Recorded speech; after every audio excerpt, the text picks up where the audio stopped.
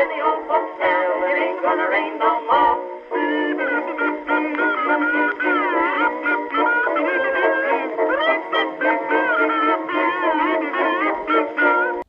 Hi everybody, I'm Kanalkanut. And I'm Mr. Shoes. And today, as promised, we have our Appalachian Trail Thru-hike grab bag.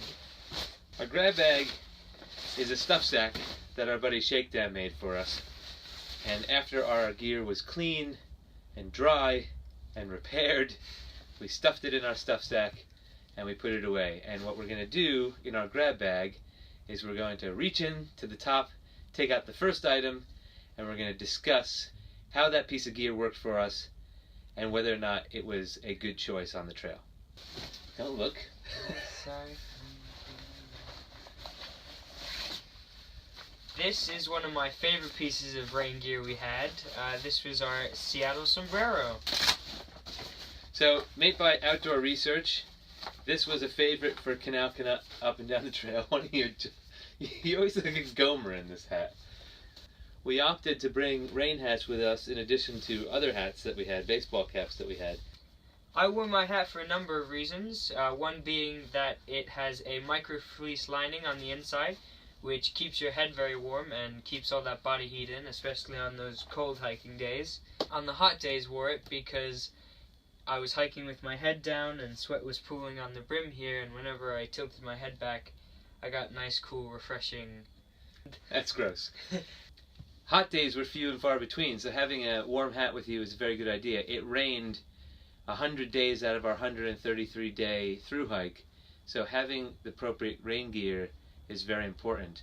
I didn't wear my Sienna Sombrero all that much because of that fleece liner. I got overheated, and I only wore it for a warm hat and on the really torrential days, which there were many, but I opted to wear my baseball cap most of the time. But I did not send this home because I felt it was a valuable bit of gear and I wanted to keep it along with me.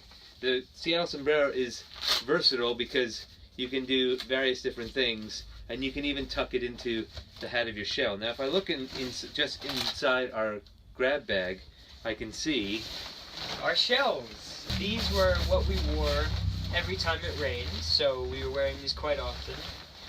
As you can see, these are made by North Face. They did really well for us. And what I really liked about them, you could open your armpits to act as ventilation to keep you cool. the key was to stay warm. We found that even on warm days, if we were hiking in the rain, if we stopped for 2 or more minutes, we started shivering. So we opted to stay muggy in our coats so that we wouldn't risk getting cooled too quickly when we stopped. Now, what I like about this North Face shell is it had this, again, a micro fleece collar here that it acted as a warm coat as well as a good rain gear. It's relatively light, it's got a good liner, it pockets acts as vents as well. There's an adjustable hood on the back, and you could actually wear your hood and your Sienna Sombrero if you needed to. Having a good versatile shell that can act as a warm coat just to keep your heat in is a really good idea. A lot of people I've seen going up and down the trail for sacrificing weight have left rain gear behind, and I think that's a dangerous decision. So we recommend having robust rain gear. We have... I'm pretty sure all the rain gear's on top since we... Our Outdoor Research Rocky Mountain Rain Gaiters. These, along with the Sienna Sombrero and the shell, was one of my favorite pieces of equipment. The first day it rained, and we didn't have these. Within minutes, my socks were soaked, and I got blisters because of all the rubbing and the moisture in there. And Mr. Shoes decided next town stop, buying some gaiters. That's exactly what we did. All the way up the trail, they were our golden ticket.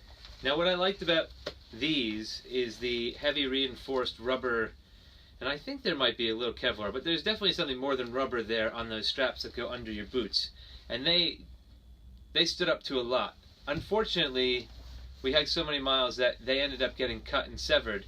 But Outdoor Research, being one of the companies that stands behind their gear, saw the condition of our gaiters when we bought them and sent us 2 new pairs. We would definitely recommend having a pair of gaiters. Again, real lightweight people are going to say it's extra weight on your feet, it's extra weight in your pack when you're not using them, Why bother? There is a point of Saturation. saturation. There's no way of avoiding it. You're going to be walking 20-mile days, 12 hours in the rain. No matter how robust your rain gear is, no matter how resilient you are to being wet, you're going to reach a point of saturation. And if you can delay that for as long as you can, you're going to walk further, and you're going to walk more confidently. You're going to walk happier. You're also going to retain that heat. This is keeping that heat in, and you'll be surprised how much cooler in the woods you are from when you are in town. It is not the summer on the Appalachian Trail. It is never the summer on the Appalachian Trail. If you add that to what we showed you in our last video, we have our umbrellas. You would think, this is overkill, guys.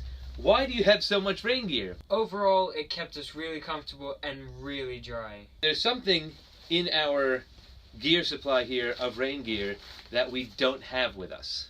And that is our rain skirts, which were geniusly crafted by Mr. Shoes here. We arrived at a hostel for one night after coming through a week of pouring rain. And as soon as we walked in, he spotted a tent that was left in the hiker box. And he announced it to everybody throughout our stay, saying, "There's a tent in the hiker box, there's a tent in the hiker box," because he knew there was value there. As we were walking out the door in all of our rain gear, it started to pour, and it hit him. He's like, "That's it." He pulled me back inside, he measured us up, and he cut rain skirts out of the tent tarp. Those rain skirts were so versatile. Now you can buy a rain skirt for about $50 to $100, but you'll find that if you spend that much money on a rain skirt, you're not going to really use it to its full potential. Our recycled tent tarp turned rain skirts became ground cloths inside our vestibules to protect our packs from the mud, became bottom cloths on shelter floors to go between the shelter floor to keep our mattresses from puncturing on any splinters.